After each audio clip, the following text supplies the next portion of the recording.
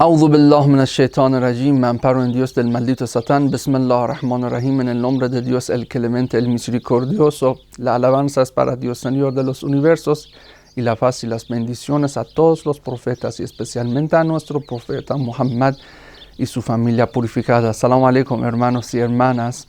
Hoy vamos a continuar el discurso 193 del libro de Nahj al-Balagha, que es la palabra de Imam Ali.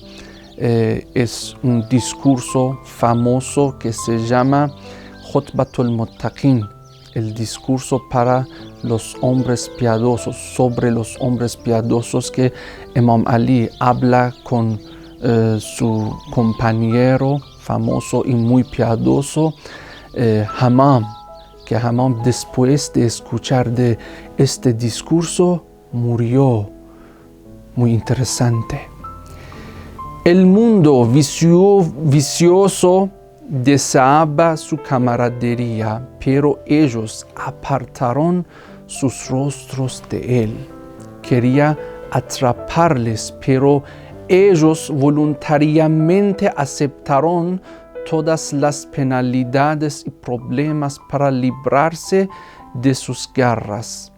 Pasan sus noches estudiando cuidadosamente el Sagrado Corán, porque lamentan sus propias debilidades y defectos e intentan encontrar la manera de que este libro sagrado mejore sus mentes. Cuando estudiando el Sagrado Corán se encuentran con un pasaje que describe el paraíso, se sienten muy atraídos hacia allí y desarrollan un deseo tan grande de alcanzarlo que lo visualizan en sus mentes con todas sus bendiciones, mientras que un pasaje acerca del infierno los atemoriza y les hace sentir como si estuvieran viendo el furioso fuego y las quejas y lamentos de aquellos que están sufriendo las torturas del mismo. Pasan sus noches rezando al Señor, pidiendo y implorándole que les libres del infierno. Los días les encuentran ocupados con trabajos que indican claramente su sabiduría, profundidad de conocimiento, virtud y piedad. El ayuno constante, la dieta simple, el evitar todo lujo y el duro trabajo habitual les hace parecer delgados y ojerosos, pero tienen una salud muy buena y robusta. Comienza feliz el día con el pensamiento de que el Señor le ha dado otro día para hacer sus deberes. Si su mente desea algo mundano e impío, rehúsa obedecer sus dictados. Su deseo es conseguir gozo eterno. Los placeres mundanos no le interesan. Su sabiduría está mezclada con paciencia. Sus acciones hacen honor a sus palabras. Hace lo que dice. Los desordenados deseos no le perturban. Es cortés hacia los demás. Posee una mente resignada como poco. No es un glotón.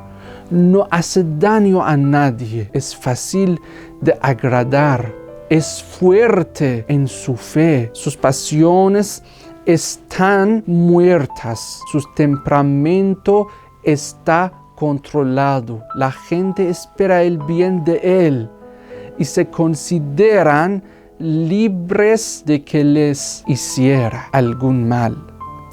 Incluso si se encuentra entre gente atea, su nombre será escrito en la lista de las personas devotas si están en compañía de aquellos que recuerdan siempre a Dios. Su nombre naturalmente será incluido entre aquellos que no le olvida. Bueno, hermanos y hermanas, el libro de Nahj al-Balagha de verdad es un océano muy grande sobre sabiduría, conocimientos. Ustedes pueden leer este libro para ganar todas las cosas nuevas que hasta ahora no lo vieron y escucharon. Este libro es muy interesante, muy grande, con muchos asuntos nuevos para ustedes. Si quieren leer este libro y no lo tienen, pueden darme un mensaje en Instagram o en YouTube para mí, y yo inshallah les doy este libro en PDF que puede muy interesante para ocasiones que están sufridos, están cansados de verdad. Las palabras que están llenos de sabiduría pueden ayudarles en las ocasiones que no tienen ganas para hacer nada. Muchas gracias, hermanos y hermanas.